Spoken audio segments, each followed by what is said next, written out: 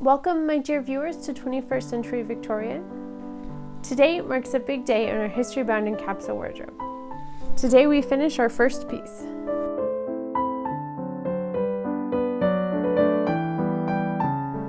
If you have watched our previous videos, you will know we are making a shortened version of the Truly Victorian 1898 walking skirt.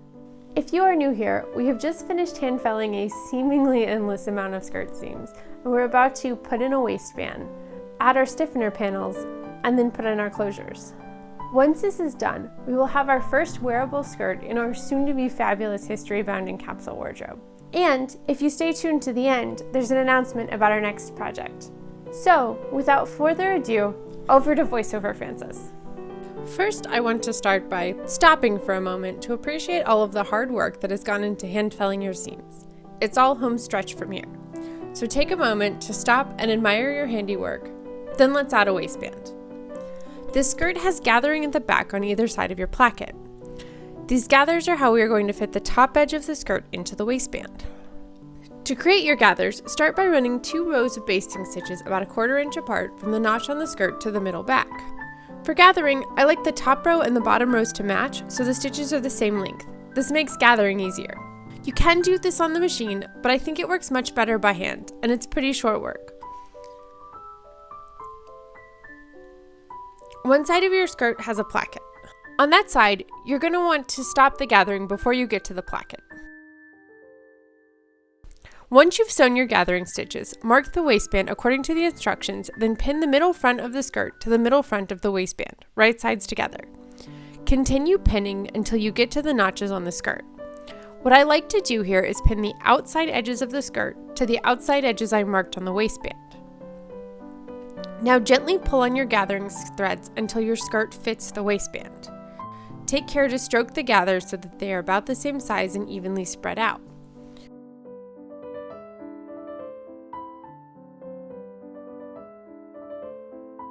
Once you are pleased with these, tie off your gathering threads so they don't pull, and baste the waistband to the skirt. I generally use smaller basting stitches here because I want to secure the gathers in place for sewing. Now sew the waistband to the skirt and press. Once this is done and you are satisfied with the gathers, press the top of the waistband under 1/2 inch and use an invisible stitch, also called a ladder stitch, to sew the waistband to the back side of the skirt, taking care not to sew through to the front side of the skirt. To do this, you sew a small stitch in the underside of the waistband, then a small stitch into the skirt, then repeat in the waistband. When pulled tight, this will create an invisible seam. Repeat until your waistband is sewn in. And congratulations! Now you have a waistband. Next is the stiffener panels. I have to apologize because I lied about these in my previous video. I said that if I made the stiffener panels according to the bottom of my skirt panels, they would fit. Theoretically, this should have worked, but it ended up being absolutely untrue, but eminently fixable. When I went to put in my stiffener panels, I found they were still too wide for my skirt. To remedy this, I started at the center front and laid that up against the skirt. I then added the 2 side front panels and sewed them on the correct seam allowance. Then I laid them along the skirt again to measure where the next 2 stiffener panels should be attached.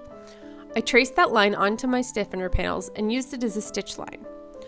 I continued this around on both sides until I had a full circle of stiffener panels sewn together. Now pin the stiffener panels to the bottom hem of the skirt. Before you sew them together, check that the top of the panels pin smoothly to the inside of the skirt. If they don't, adjust the panels as needed.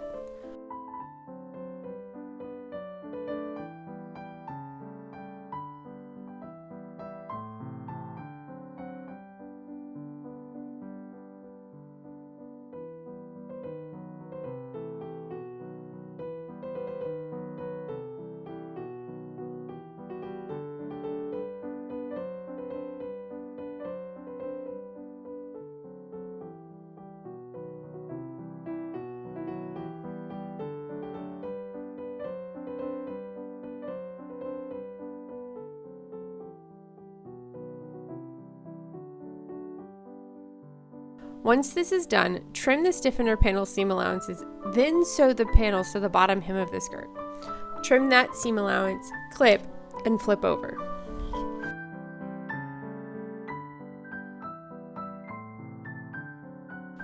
Now, remember our trusty felling stitches from our seams? Well, all that practice is about to pay off. Press the top half of the stiffener panels to the wrong side, then hand fell the top panels to the lining of the skirt. I found this was actually easier to do stretched over my ironing board. Again, take care that your stitches do not show on the outside of the skirt. While you're doing this, make sure to stop and appreciate how much more confident you are at hand felling now.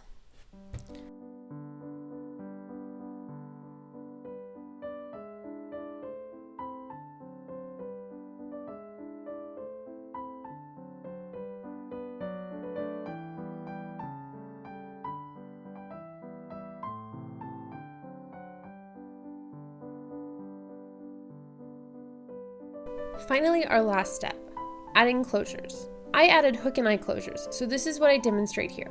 If you measured your skirt correctly, the hook and eye should line up with the placket, but check this to be sure. You will want to secure your eye to the left-hand side of your skirt and the hook to the right-hand side. To do this, take 2 lengths of thread and secure them with a knot. Now put a stitch where you want the closure to be. Don't worry that your knot is on the right side right now. It won't show in the end.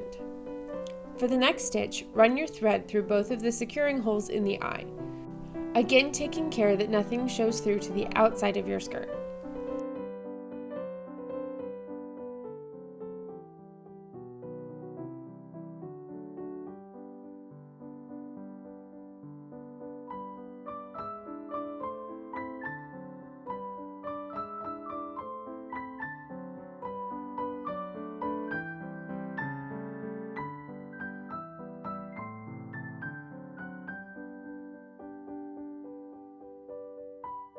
Cut the tail on the knotted end of your thread so it doesn't get in the way.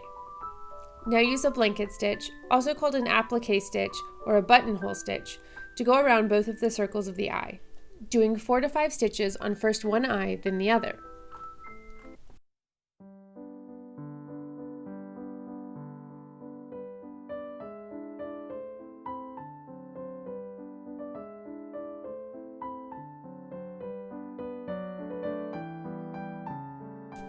Secure by going back over the center bar once or twice, then tie off. Repeat this for the hook with one additional step. After you have secured the hook and done your buttonhole stitches, secure the hook in place about midway up the shank with 2 to 3 stitches around the shank, then tie it off. Repeat this for as many closures as you need for your skirt. And congratulations! You have made your first skirt. As you can see, we now have a lovely finished history-bounding skirt, complete with pockets. A couple of reflections on this piece. I think if I were going to make it again, I might make mine slightly longer. I might also experiment with a slightly lighter stiffener fabric. I like the effect, but it may be a bit too stiff at this weight. All of that being said, this is a fantastic skirt I'm very excited about. We have put the care, effort, and dedication into a garment we can be proud of, and we should be proud of it. We now have a thing that did not exist before, and only exists now because of our dedication and hard work. Whether it is perfect or not, that is to be celebrated.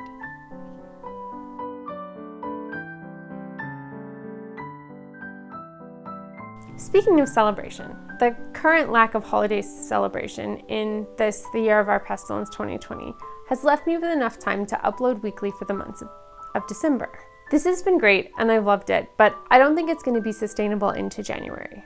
So I just wanted to let everyone know that while I've loved getting to spend extra time with you in this month of December, we'll go back to our every other Wednesday upload schedule starting in the new year.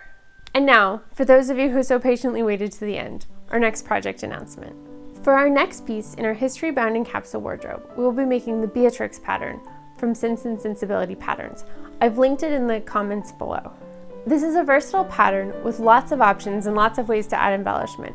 But for our first effort, we'll keep it pretty simple. We may revisit it later on when we're more skilled and can add more embellishments, but for now we'll make the basic version. While I've picked this for our next project, and I think it's a great next effort, I don't have our whole wardrobe set in stone. So if you have ideas or pieces that you'd love to include, please let me know in the comments. And if you made this skirt, or if you're working on another skirt or your own history-bounding capsule wardrobe, how's it going? What challenges did you run into? How did your hand felling and sewing in your stiffening panels go? And with this, I will bid you adieu. I remain, as ever, your faithful servant and 21st century Victorian, Frances Worthing.